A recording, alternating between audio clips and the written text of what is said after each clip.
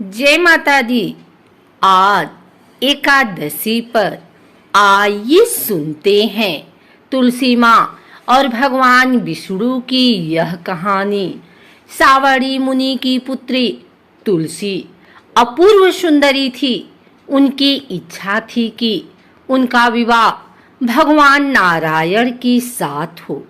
इसके लिए उन्होंने नारायण पर्वत की घाटी में स्थित बद्रीवन में घोर तपस्या की।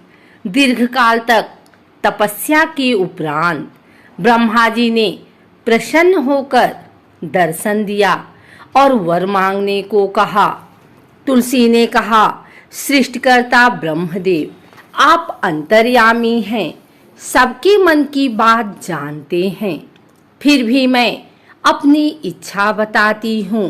मैं चाहती हूँ कि भगवान श्री नारायण मुझे पति रूप में मिले। ब्रह्मा ने कहा, तुम्हारा अभीष्ट तुम्हें अवश्य मिलेगा। अपने पूर्व जन्म में किसी अपराध के कारण तुम्हें श्राप मिला है। इस प्रकार भगवान श्री नारायण के एक पार्षद की भी दानव कुल में जन्म लेने का श्राप मिला है। दानव कुल में जन्म लेने के बाद भी उसमें नारायण का अंश विद्यमान रहेगा। इसलिए इस जन्म में पूर्व जन्म के पाप के शमन के लिए संपूर्ण नारायण तो नहीं, नारायण के अंश से युक्त दानव कुल जन्म में उस श्रापग्रस्त पार्षद से तुम्हारा विवाह होगा। श्राप मुक्त होने पर भगवान श्री नारायण सदा सर्वदा के लिए तुम्हारे पति हो जाएंगे। तुलसी ने ब्रह्मा के ईश्वर को स्वीकार किया, क्योंकि मानव कुल में जन्म लेने के कारण उसी मायावी भोग तो भोगना ही था। तुलसी बद्रीवन में ही रहने लगी। नारायण का वह पार्षद दानव कुल में शंखचूड़ के नाम से पैदा हुआ था। कुछ दिनों के बाद वह भ्रमण करता हुआ बद्रीवन में आया। यहाँ तुलसी को देखते ही वह उस पर मुग्ध हो गया। तुलसी के सामने उसने अपने साथ विवाह का प्रस्ताव रखा।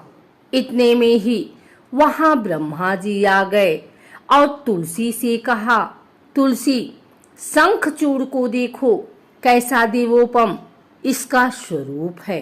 दानव कुल में जन्म लेने के बाद भी लगता है जैसे इसके शरीर में नारायण का वास हो। तुम प्रस्ताव को सहर्ष स्वीकार कर लो। तुलसी को भी लगा कि उसकी तपस्या पूर्ण हुई, उसे इच्छित फल मिला है। शंखचूड़ के साथ उसका गंधर्व विवाह हो गया और वह शंखचूड़ के साथ उसके महल में पत्नी बनकर आ गई। शंखचूड़ ने अपनी परम सुंदरी सती साध्वी पत्नी तुलसी के साथ बहुत दिनों तक राज्य किया। उसने अपने राज्य का इतना विस्तार किया कि देवलोक तक उसके अधिकार में आ गए। स्वर्ग का सुख भोगने वाले देवताओं की दशा भिखारियों जैसी हो गई।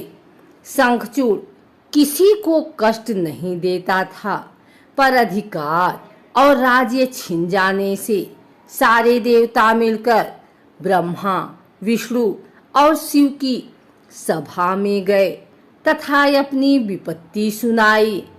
ब्रह्मा जी ने कहा, तुलसी परम साध्वी है, उसका विवाह शंखचूड़ से मैंने ही कराया था। शंखचूड़ को तब तक नहीं हटाया या मारा जा सकता है जब तक तुलसी को न छला जाए। विष्णु ने कहा, शंखचूड़ पूर्व जन्म में मेरा पार्षद था। श्राप के कारण उसे दैत्य कुल में जन्म लेना पड़ा। इस जन्म में भी मेरा अंश उसमें व्याप्त है। साथ ही तुलसी के पतिव्रत धर्म से वह अजेय है। फिर देवताओं की सहमति से भगवान शिव ने शंखचूड़ के पास संदेश भेजा कि या तो वह देवताओं का राज्य लौटा दे या फिर उनसे युद्ध करे। शंखचूड़ शंकर के पास पहुंचा। उसने कहा, देवाधिदेव, आपके लिए देवताओं का पक्ष लेना उचित नहीं है। राज्य बढ़ाना हर राजा का कर्तव्य है। मैं किसी को दुखी नहीं कर रहा हूँ। देवताओं से कहिए वे मेरी प्रजा होकर रहें। मैंने आपका भी कोई अपकार नहीं किया है। हमारा आपका युद्ध शोभा नहीं देता। अगर आप हार गए तो बड़ी लज्जा की बात होगी। मैं हार गया तो आपकी कीर्ति बहुत अधिक नहीं बढ़ेगी। भगवान शंकर हंसे। वे तो सब रहस्य समझते थे। तुलसी और शंखचूड़ के पूर्व जन्म के श्राप की अवधि लगभग पूरी हो चुकी थी। बोले, इसमें कीर्ति और लज्जा की बात नहीं। तुम देवों का राज्य लौटाकर उन्हें उनके पद पर प्रतिष्ठित होने दो। युद्ध से बचने का यही एक उपाय है। शंखचूड़ ने कहा, मैंने युद्ध के बल से देवलोक जीता है। कोई उसे युद्ध के द्वारा ही वापस ले सकता है। यह मेरा अंतिम उत्तर है। मैं जा रहा हूँ। ऐसा कहकर शंखचूड़ चला गया। उसने अपनी पत्नी तुलसी को सारी बात बताई और कहा, कर्म भोग सब काल सूत्र में बंधा है। जीवन में हर्ष, शोक, भय, सुख दुख, मंगल अमंगल काल के अधीन है। हम तो केवल निमित्त हैं। संभव है भगवान शिव देवों का पक्ष लेकर मुझसे युद्ध करें। तुम चिंता मत करना। तुम्हारा सतीतेज मेरी रक्षा करेगा। दूसरे दिन भगवान शंकर के नेतृत्व में देवताओं ने युद्ध छेड़ दिया। शंखचूड़ ने भीषण बाणों की वर्षा कर उनका वेग रोका। उनके प्रहार से देवता डगमगाने लगे। उसने दानवी शक्ति का प्रयोग कर मायावी युद्ध आरंभ किया। युद्ध स्थल पर वह किसी को दिखाई नहीं देता था, पर उसके अस्त्र शस्त्र प्रहार कर देवों को घायल कर रहे थे। देवगण अपने अस्त्र चलाएं तो किस पर चलाएं, क्योंकि कोई शत्रु सामने था ही नहीं। कई दिनों तक इस तरह भयंकर युद्ध चला। शंखचूड़ पराजित नहीं हुआ। तब शिव ने विष्णु से कहा, विष्णु कुछ उपाय करो, अन्यथा मेरा तो सारा यश मिट्टी में मिल जाएगा। विष्णु ने सोचा, बल से तो शंखचूड़ को हटाया नहीं जा सकता, इसलिए छल का सहारा लेना होगा। उन्होंने तुरंत अपना स्वरूप शंखचूड़ जैसा बनाया और अस्त्र शस्त्र से सज्जित हो तुलसी के पास आए। बोले, प्रिय, मैं युद्ध जीत गया। सारे देवता भगवान शंकर समेत हार गए। इस खुशी में आओ मैं तुम्हें अंग से लगा लूं। पति को प्रत्यक्ष खड़ा देख तथा विजय का समाचार सुन वह दौड़कर मायावी शंखचूड़ के गले से लिपट गए। इस प्रकार पति पत्नी दोनों ने आलिंगन हो खूब खुशी मनाई।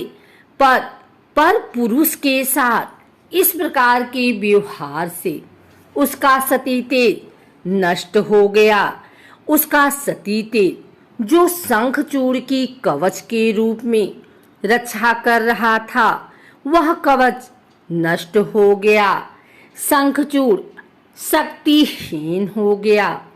यह जानते ही भगवान शंकर ने अपने त्रिशूल से प्रहार किया।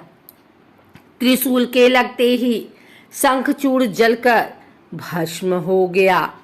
शंखचूड़ के मरने को जानकर विष्णु अपने असली स्वरूप में आ गए। सामने अपने पति शंखचूड़ के स्थान पर भगवान विष्णु को खड़ा देखकर तुलसी बहुत विस्मित हुई। उसको पता लग गया कि स्वयं नारायण ने उसके साथ छल किया है। क्रोध में आकर उसने श्राप दिया, एक सती स्त्री का सतीत्व भंग करने के अपराध में तुम हृदयहीन पत्थर हो जाओ। विष्णु ने तुलसी के श्राप को शिरोधार्य कर कहा, देवी, तुम्हारे तथा शंखचूड़ के कल्याण के लिए मुझे ऐसा करना पड़ा। तुम दोनों को श्राप मुक्त करना था, तब भी अब शरीर त्याग कर तुलसी विरवा के रूप में जन्म लो और मेरी पूजा तुलसी दल से होगी। मैं शालिग्राम पत्थर बनूंगा। मेरे शीश पर तुम आदर से विराजमान हो जाओगी। तुम्हारे पति की हड्डियों के चूड़ से शंख की उत्पत्ति होगी। उस शंख ध्वनि से देवताओं तथा मेरी पूजा आराधना होगी। जहाँ शंख ध्वनि होगी वहाँ मंगलमय मैं विराजमान रहूंगा।